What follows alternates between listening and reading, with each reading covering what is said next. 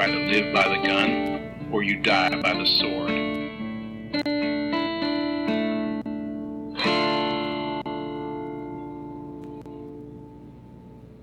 Welcome to the Good, the Bad, and the Weird MicroViews. I'm Nico. And I'm Chris.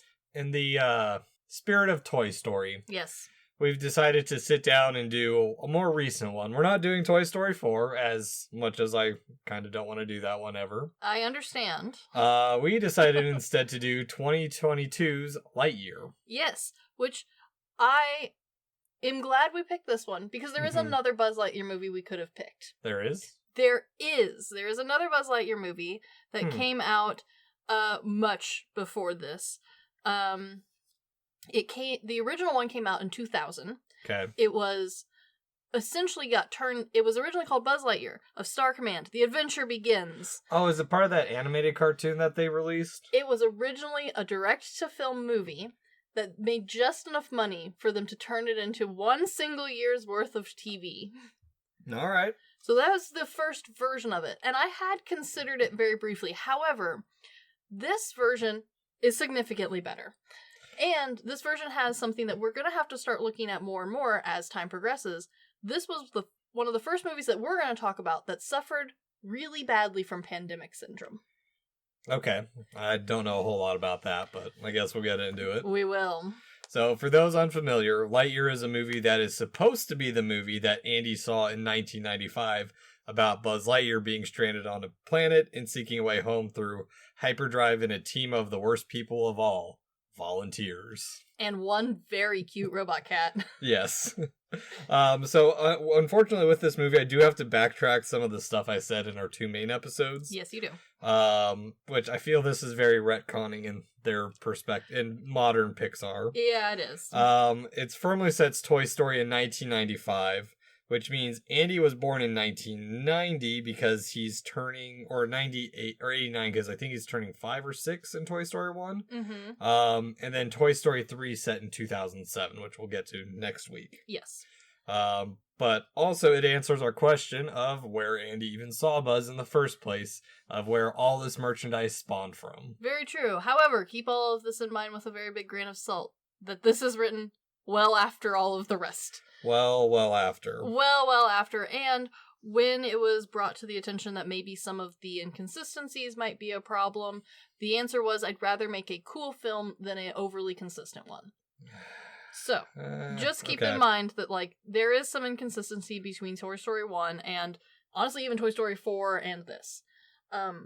It's not necessarily, world-breaking. It's, like you said, it's a little bit of dates. If you're really nitpicking, there's some oddities, but it doesn't really matter in the grand scheme, because let's be real, most people are not watching every single Toy Story thing back to back to back. No, or trying to figure out the timeline and analyze it. At least not in the way that we are. No. So, Lightyear is written by Angus MacLane, Matthew Aldrich, and Jason Headley. Mm-hmm. It's directed by MacLane, who also, most of this writing and directing crew has worked on at least 2 Pixar items before, whether they're a short or an actual film. Very true. I think he was a co-director on Finding Dory. Yes, and those who had worked on Toy Story before this, I think the earliest Toy Story that anyone on the team worked on was Toy Story 2. Wasn't anybody coming back from Toy Story 1. No. But it stars Captain America himself, Chris Evans. Yes. Wait, is that Captain America? It is, in fact, Captain America himself, which, honestly, I kind of like the casting there. Yeah. Chris Evans, Kiki Palmer, and Peter's son. Yes. And there was some discussion on whether or not Chris Evans should be Buzz Lightyear. But when discussing with everyone, it was decided that, yes, we're going to have a new voice actor because this is the movie version. And this movie was made with the understanding that there was the animated series beforehand. Their, way to conceptualize it, though, granted, I feel like this is kind of loose and just kind of they made it up on the fly, was those were the cartoons that Andy would have watched TV in the morning of, and this is the quote-unquote live-action version of the movie. Okay. And that's why the voices are different. Don't worry about it. Yeah, I do want to say they did try being quite a bit Tim Allen on it. They did, and Chris Evans has, blatantly said that, Tim Allen was very much an influence on, all of this. The original voice cast in general was a huge influence on this, though everyone who was involved did try to put their own spin on it to some extent. Yeah, but honestly, I do have questions, because I mean, I understand it's Pixar, so they're going to make it CGI, but it's set in 1995 when the CGI of Toy Story 1 was, and now we're supposed to believe that this was the live action movie of that toy world, or like somehow in their world the CGI is better than our world. It was meant to be the live action. They never intended this to be CGI in the universe of Toy Story. This was always meant to be the quote unquote live action version. They did, however, want it to look a very specific way because they wanted this chunkier model. They wanted it very clean looking because they wanted to like have this almost fake nostalgia feel of old sci-fi movies. McLean made a huge deal about like, oh, he wanted to base a lot of the design choices, a lot of the lighting, and a lot of the action off of the old sci-fi stuff that he'd grown up loving, a huge influence of which was Star Wars. Yeah. Granted, I think a lot of them aged differently, but... I can see that with like the laser machete and the way they have the turnip made. And yeah. And part of the ships themselves, they brought in a bunch of teams who had worked on WALL-E, and one of their like processes while working on that they found worked really well was to build the ships out of Legos and then turn that inspiration into the CGI version or the computer version. That's why I was thinking kind of X-Wing on the whatever the shuttle Buzz Lightyear is using. 100%. So there's definitely some of like old sci-fi. There's definitely a ton of Star Wars, as there was in the original Toy Story. And then the shape of stuff was very based off of like what you could build with a really cool Lego guy. And that's part of why the turnip looks like it does. I do dig that they call it a turnip. I do too. I just love Harvest Moon. I love turnips. Like, I also feel like it's a very human way of naming things. It's one of those things that like they managed to pick up on very well from old school sci-fi stuff. Things weren't given overly like foreign sounding names a lot of the time. They were often called things stupid like sonic screwdriver because it made a noise and it looked kind of sort of like a screwdriver. Yeah, no, I can see that. I mean, even, like, if you think about it, what's his name? Socks, the cat? Yeah. Is kind of a stupid sidekick, but, like, he is a stupid sidekick, but, okay, normally I know you hate stupid sidekicks, and I am tolerant for most of them. I think Socks is a fantastic dumb sidekick. So, he's not dumb in, like, the traditional sense. Like, I don't like talking animals when it doesn't make sense. Yeah. But Socks works in a weird way because he makes me think of the teddy bear in Artificial Intelligence a little bit. Yeah, he definitely gives that vibe. I also really like that while he often does cat-esque things, the way they purposefully made him move is very iRobot Dog. And it makes him feel much more sophisticated than just a talking animal. He moves like those Robo-Dog pets. The ones with like the see-through ears and stuff. He 100% moves like that. And I think that's why I like him as much as he is. Because he has a ton of silly one-liners. He does silly stuff. But all of his silly stuff is helpful. He's not just dumb. No. And his intelligence and his talking makes sense. He's literally a giant Furby. Yeah. He's a pet therapy Furby. Well, and I think the reason he works so well in comparison to other movies is because usually those characters are reserved for like the main comedic relief or to play opposite the other comedic relief. True. Whereas this one, he's the more straightforward and actually logical of the group of compared to the group of volunteers that they're 100% dealing with. And then for me, one of the big pinnacles of making this movie, honestly, a step above a lot of other more modern Pixar films as far as like a fun second or sequel sort of thing, is all of the side characters have actual use. Like even the one who is quote unquote like the stupid dumb like mess up one, they are all actually like usable characters who aren't just in the show for one single moment. And that includes the dumb cat. Yeah, I agree, because that's the thing I was waiting on, is for a lot of the exposition and stuff to actually pay off. Yeah. Because like the whole, I've got a pen, does anyone else got a pen? I'm like, okay, I guess it's supposed to be funny. I'm sure they're going to use it at some point, but like you said, sonic screwdriver, it comes in useful for one gimmicky thing. It does. But that's one of the things that works so well. The payout in this movie is fantastic. Yes. Yeah, I have to 100% agree with that, because honestly, my biggest issues with the movie are about the first half of the movie, because this is an hour and 40 something long. It is an hour and 45-ish long, yeah. Yeah, because there's like 10 minutes of credits for this one, so There's it's really so only many about an credits. hour and a half. It really, yes, I completely agree. So I'd say maybe like the first 40 minutes, I'd say. Sure. But they do a good job of building the world and stuff, but I have a lot of questions of like, I don't understand their purpose 100% being there initially if they're not supposed to try and colonize. So, because I read too much, like I always do for these side ones. Okay. The original written explanation on why Buzz's ship is out there is it is a TV show where they go from planet to the planet trying to find usable resource planets where they could colonize, they could find resources. And part of the entire point of this movie, because again, this movie is not Solo, is meant to be the like special movie that's based off of the TV show. So I'm imagining this, and I think the cast was too, Stargate-esque, where they bounce from planet to planet, and normally you can handle that in one episode. This one's a big deal. It's the start of it all. Exactly. Yeah.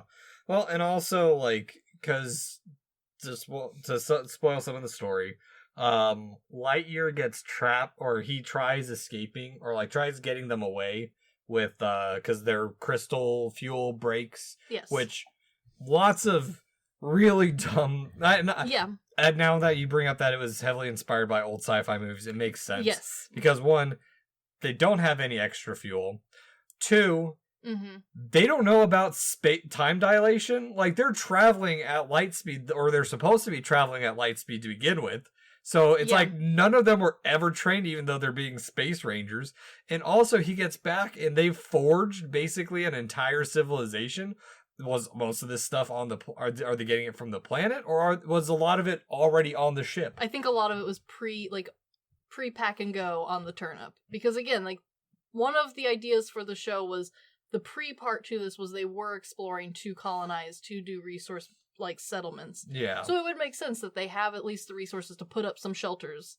To put up, like, you're gonna be there a while. Okay. Even if you do have your fuel crystal, but yeah, why don't you have a spare? Yeah, no, But, no. like, at the same time, is that not what we've all asked about every other sci-fi movie? Where they're like, oh, we don't have the resource, I gotta hotwire it. And you're like, really? Not even that, just, like, no one knows the formula, because that's the biggest thing, is, like, they don't know how to recreate these crystals. It's like, you know, that kind of seems like a really crucial thing to have on this...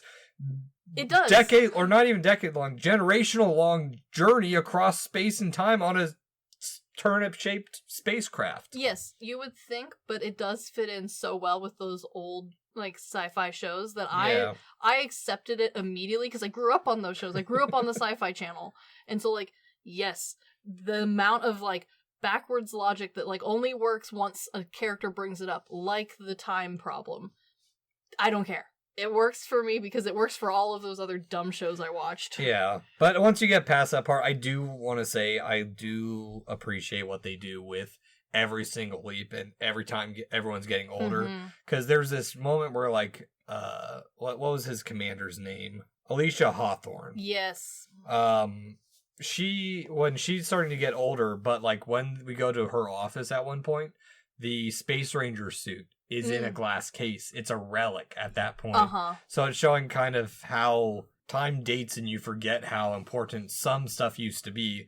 But then on top of that, Buzz is so focused on his goal that he lets his entire life go by. Hawthorne, he gets to see her in increments. Yeah. Living out a life that he will never have on this planet. And honestly, it's such a good premise that honestly isn't done a whole lot, even in the sci-fi genre, that I really enjoyed it. So what it made me think of that this was just Pixar's Interstellar, kind of. It feels a little bit like that at times, yeah, but instead of having the whole crew be stuck together, it's just Buzz.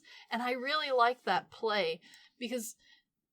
yeah, having the robot cat go, like, he doesn't even take the robot cat with him most of the time. The robot cat's just chilling in his apartment. Yeah. Doing math for most of the movie. Which, I mean, that's a good way to use the cat, too, is it's supposed to be his companion for when he gets back.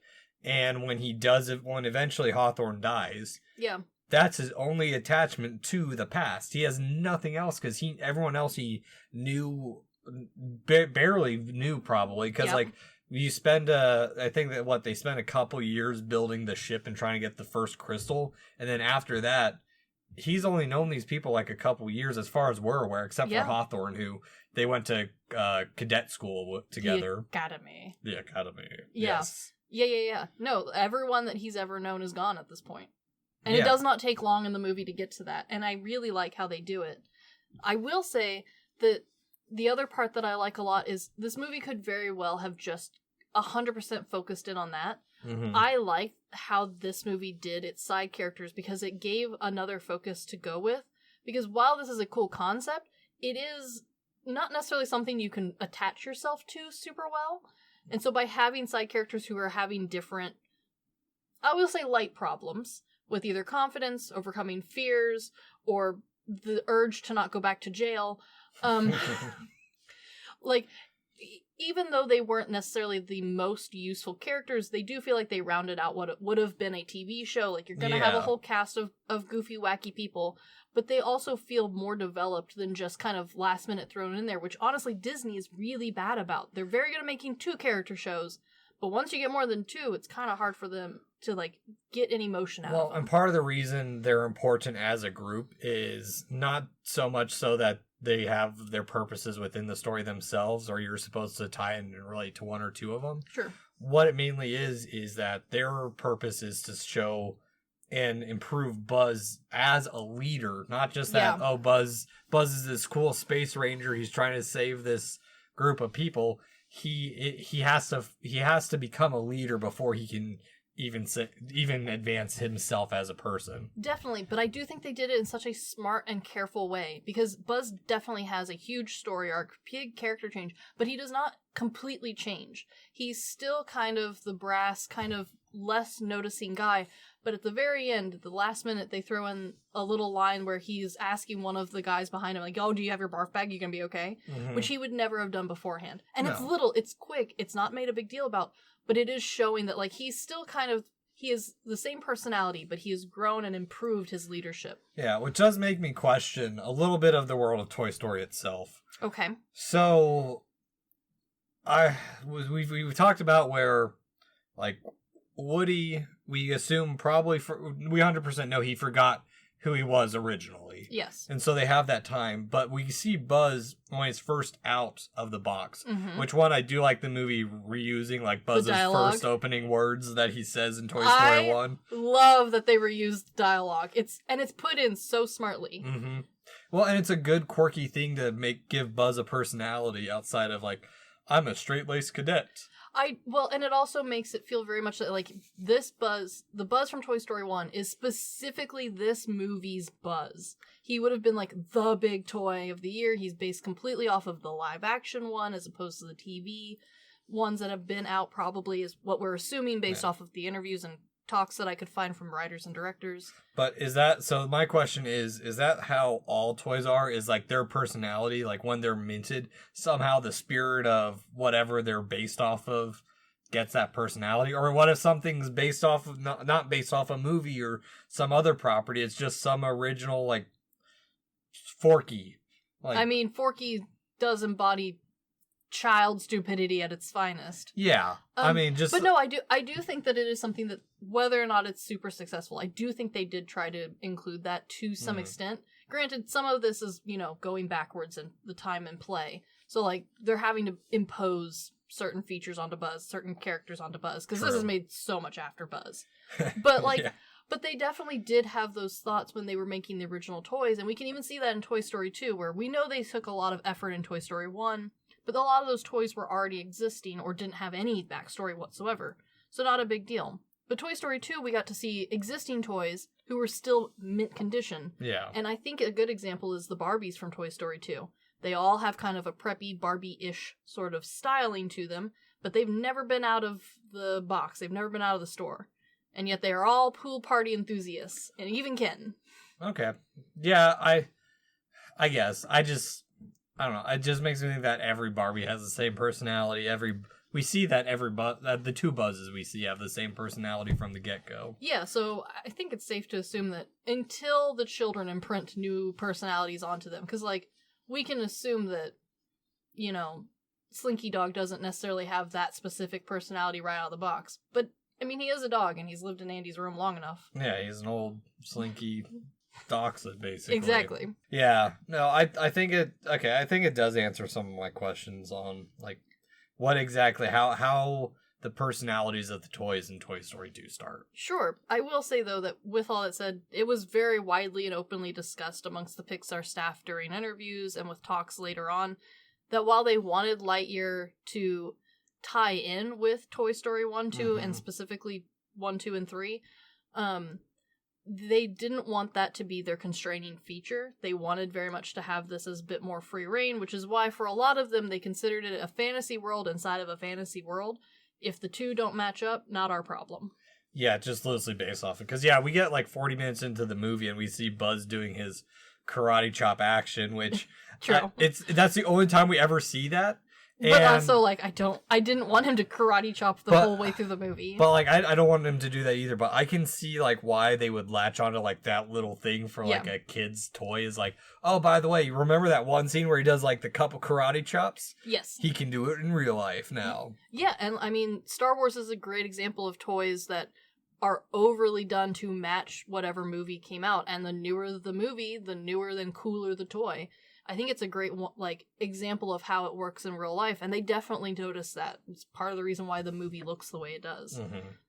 Yeah, well, and speaking of Star Wars, there are some things that I get why they did it. I think it made it much more interesting and diverted expectations, as they continue to do, is they set stuff up and divert expectations. Zurg being the other timeline Buzz. Yeah. Like, I love it because it feels so in line with all of the old sci-fi stuff I watched. But it also works because they had already put you in the corner with Toy Story 2 with the line, I am your father. No, which they pulled from Star Wars. No, I know, but that's my complaint is, like, if these characters are supposed to be based off, like, if their base personality is the movie. Yeah. That makes absolutely no sense to Toy Story 2 now. And I know you said not to remove they weren't constrained by the movie. The writers himself said, don't look at it too closely. It pisses me off a little. It's just because it's such a little bit of consistency that, like... It is, but I appreciate that they at least acknowledge it at all. Because he does say, oh, my father? And he goes, no, but close.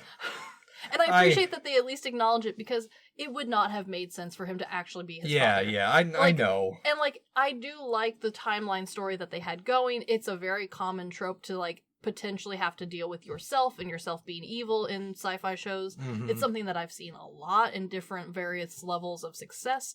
I thought this was a great example of, like, it working out. Like, older Buzz felt very realistic. He felt like he had a lot of the traits of original Buzz, which is something I don't necessarily always see with these timeline jumpy sort of movies. Yeah, if old Buzz became... Well, you do see it with, like, the crotchety old man who's been around too long. And he has no friends. He's been doing this by himself with robots who can't say his own name and a cat who apparently has been burnt to a crisp at some point. Yeah, just... Boy, other university socks is looking terrible.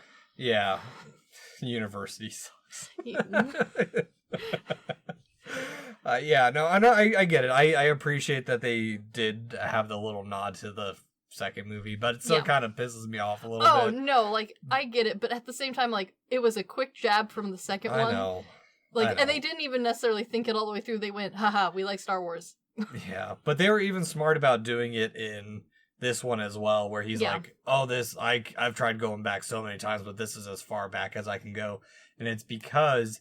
that's where these two Buzzes split. Yes. This is their division of their timelines. Yeah, and I like that there's a little bit of time science put in, but not enough to actually be bothersome or encumbering. Yeah. It's just enough to make the story work, and I really like that. Yeah, no, exactly. And, I mean, speaking of characters, we haven't really talked about Izzy Hawthorne a lot either. Yeah. I like her as a character because she is very much... She reminds me of when... and I'm going to sound stereotypical on this, when some feminists complain about video games, like, this is the male fantasy. It's like, well, yeah, of course I want to be a badass assassin. It's the same thing as her of, like, she wants to be a star cadet so long, but she has no concept of actually being in space. She's lived on this planet her entire life. Exactly. Oh, yeah, no, I think her arc with getting over her fear, and I wouldn't even say getting over it, just being able to face it and conquer it when she has to, is such a fantastic arc. I think her character is really well done. She's not a carbon copy of her grandmother. She feels very original. Yes. And she also feels very realistic and relatable. She feels like a young, spunky cadet who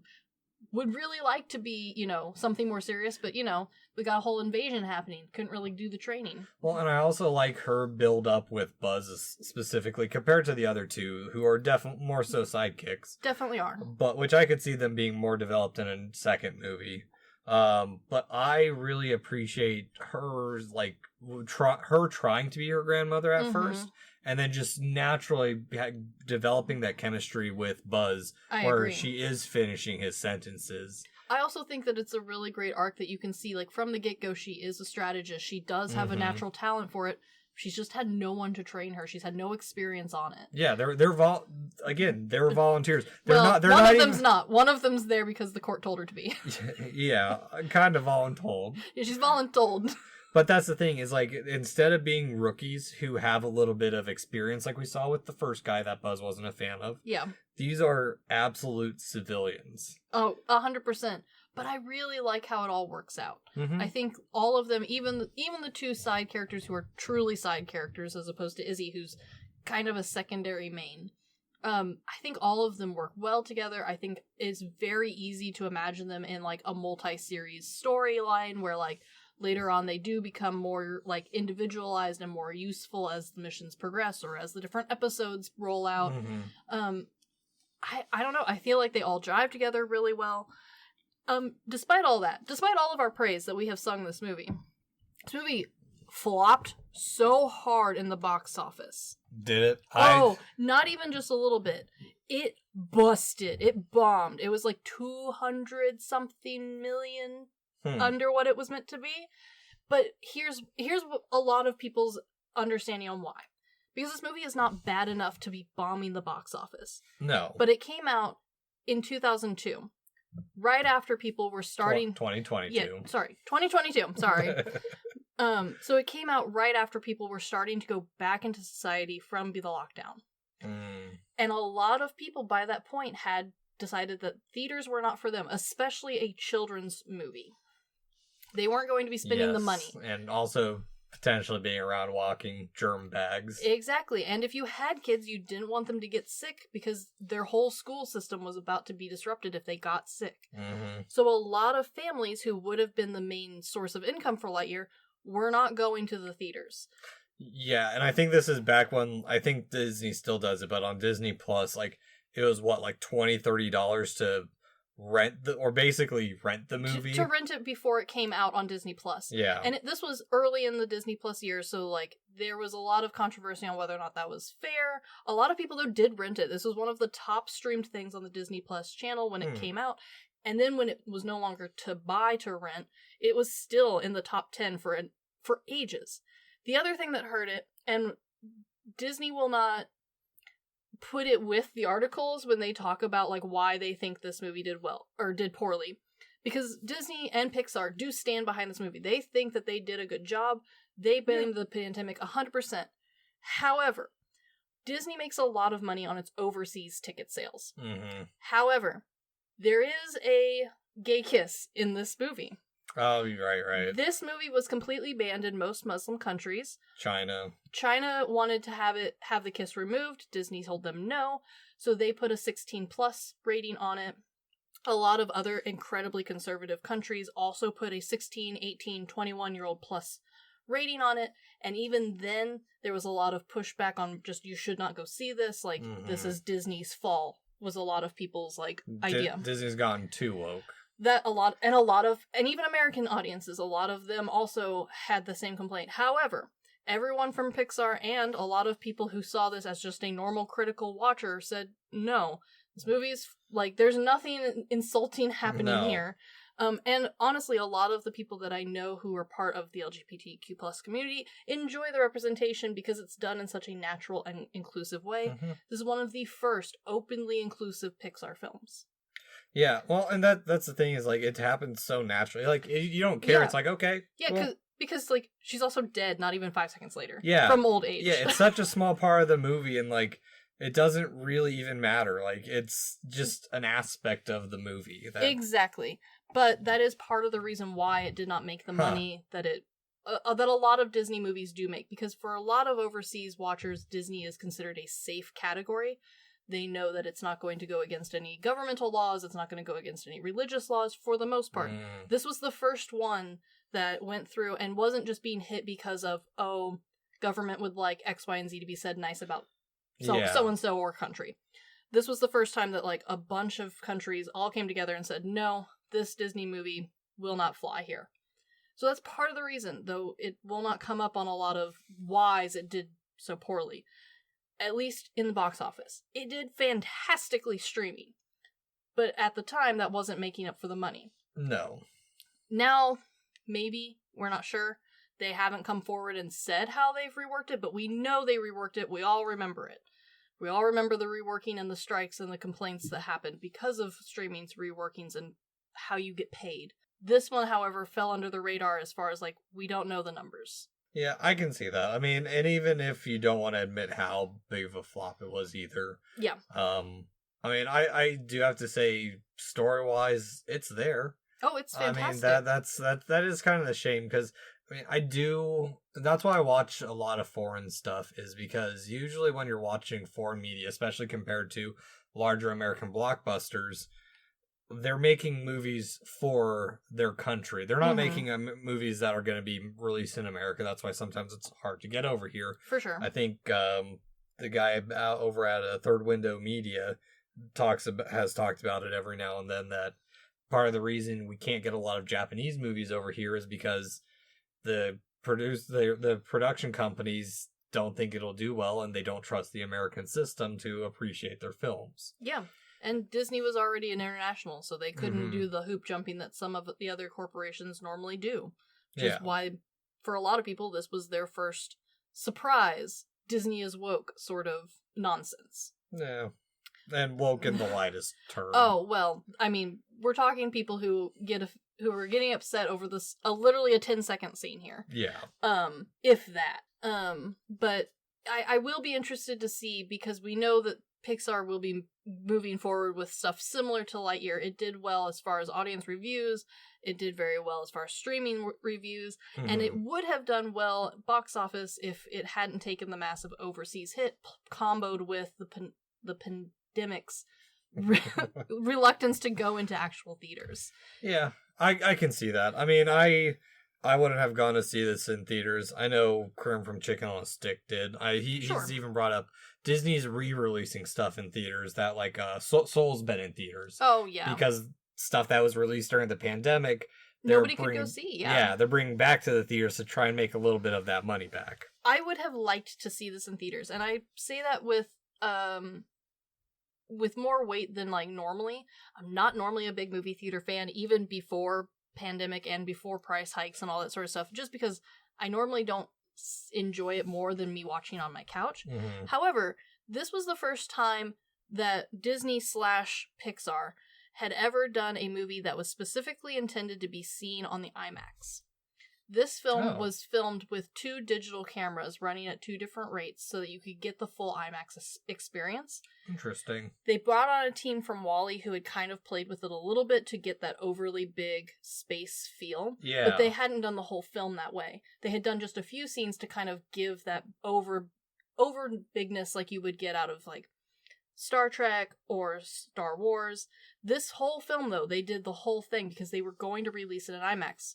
Which also kind of sucks because a lot of that money that they lost was directly because nobody was going to IMAX at the time. Yeah. I would like to see this in IMAX. I am a sucker for a cheesy film shown in IMAX. I'm not always a big fan of, like, not gonna lie, wasn't a fan of seeing Avatar in IMAX. It was cool the one time. I'm not excited to see the next 7 of them in IMAX. However, I've never seen a Pixar-styled movie in IMAX. Yeah, and I'm a sucker for, like, the Animal Kingdom movies that are occasionally on at the IMAX. I would be interested to see how this translates. Yeah, I think it would be definitely a different experience, because the last IMAX I went to, unfortunately, was also 3D. Yeah. It was the last Star Wars movie. Sure. I think the last one I went to was not 3D, though I did see it also in 3D, was Mad Max Fury Road. And I loved it in IMAX. I thought it was an amazing experience. See, I would love to see Mad Max in the black and chrome version. Oh. Fury Road specifically. Oh, 100%. The black and chrome version would have been amazing. That's the only version I've seen still. I haven't seen it. I've seen a good chunk of it in color because we started rewatching it one night but never finished it. But yeah, I've only seen it fully in... It's honestly the best way to watch it. But I would like to see this one in big, overly done movie styling, because I do think it would match the energy that the movie was trying to portray. Oh yeah, I mean, I can definitely see that, and it does. That's the other thing too, is they took so much inspiration from other movies. Mm-hmm. Like there are at least 2 2001: A Space Odyssey references. Oh, yeah. When he goes into like light speed. The melting. Travel through space in 2001: A Space Odyssey, and when she takes the leap. Yes. That side angle. Oh, it looks so good though. Oh, it's so good. But yeah, I mean, I can see that because it definitely, especially compared to Toy Story 1, which had a theatrical release, and even Toy Story 2, that was more cinematic. Yeah. This one, they've definitely taken that stride in. I mean, I've seen more of it. I'm going currently kind of through a Pixar rewatch rabbit hole because once you start, you can't stop. I don't know if it's just nostalgia because we started these, but also I'm trying to complete a couple lists on Letterboxd.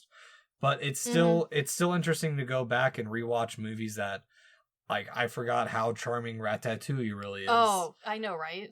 And like The Incredibles that you came over while I was in the middle of watching, some of the character models aren't so great anymore. Yeah, but at the same time, it is one of those things where I am a huge advocate of rewatching stuff. I rewatch the same movie almost all year round, which annoys my husband to no end, but I enjoy it greatly.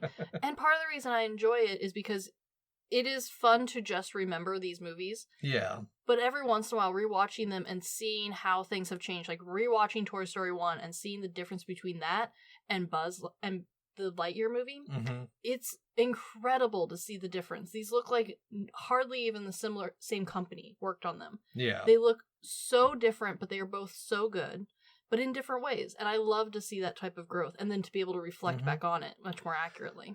Oh yeah, and I mean, just going from these, because most of the Pixar movies I watched before I graduated high school, so going back to them as an adult, I think WALL-E was the only one I watched as an adult, but like, even this one, seeing the growth of like Buzz as himself, like we get to see him if he had continued down the old path, if he hadn't taken on the rookies, if he hadn't really become a leader, because he's not really a leader of the droids. He just pushes a button. Yeah, no, exactly.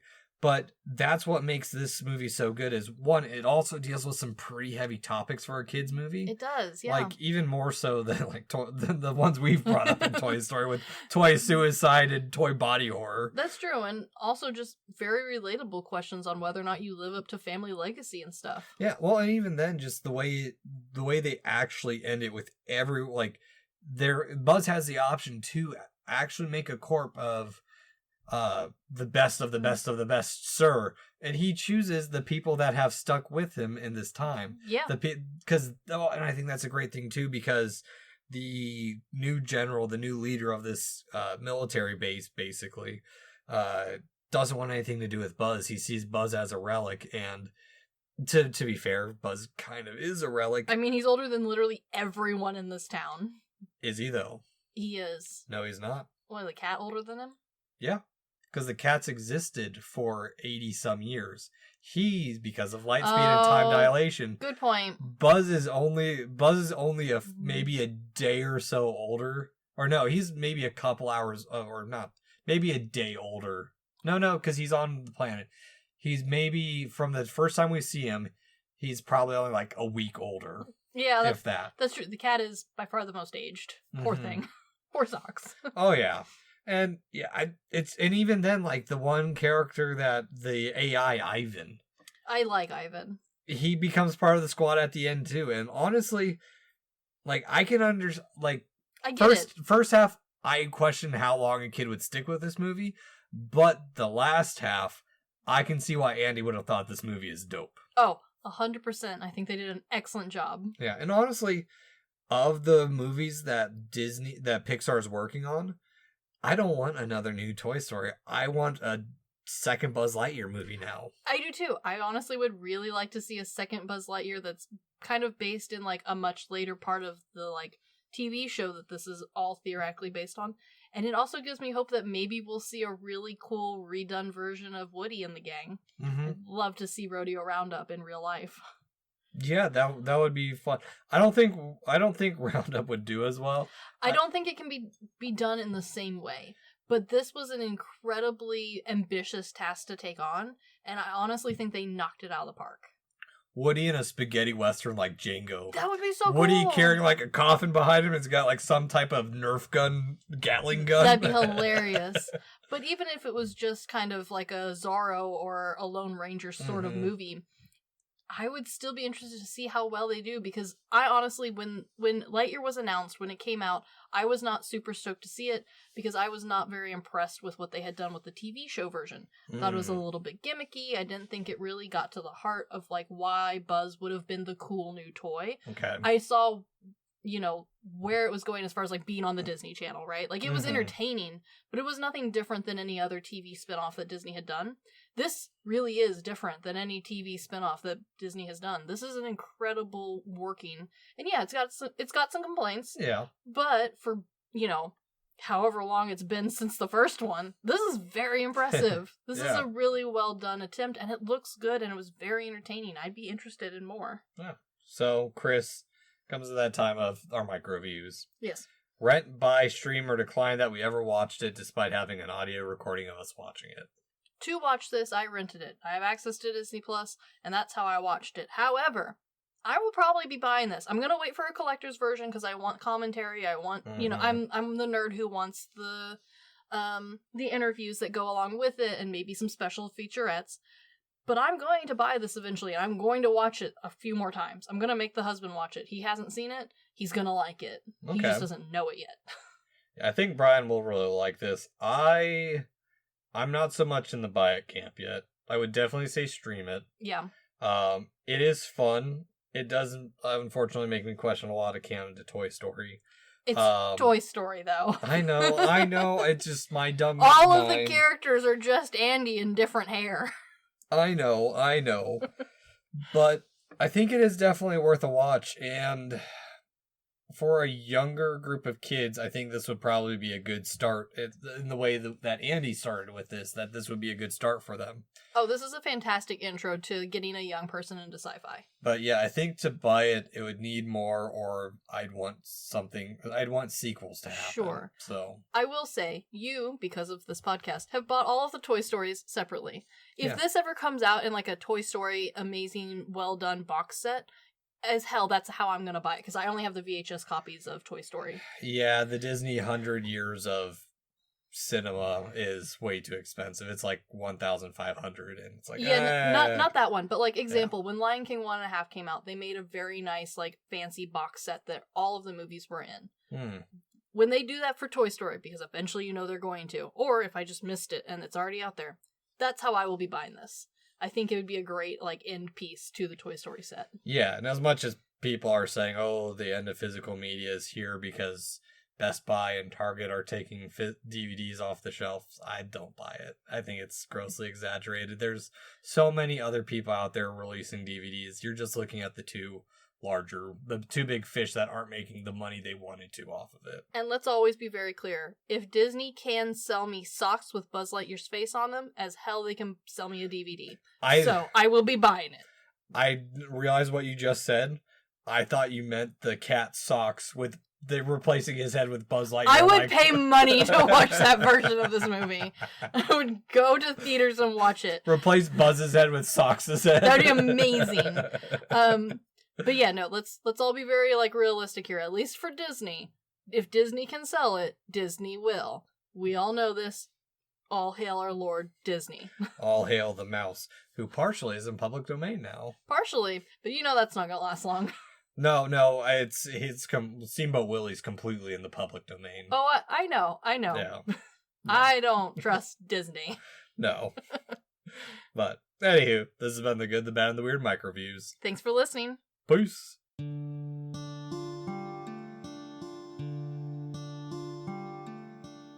Thank you for stopping by this here town of the Good, the Bad, and the Weird. We appreciate your listenership, and if you want more of our takes in your life, feel free to check us out on social media at The Good, The Bad, and The Weird Podcast, or TGTBTW for short. As well, if we missed a fact, your favorite part of a movie, or just have a suggestion and want to reach out and say howdy, feel free to email us at tgtbtwpodcast@gmail.com. And feel free to join our Discord at The Good, The Bad, and The Weird Podcast, where we talk about movies, just share random banter here and there. And always, check out our podcasters, streamers, or any other content creator we shout out in our episodes. We really appreciate it. And as always, thank you for listening. Peace.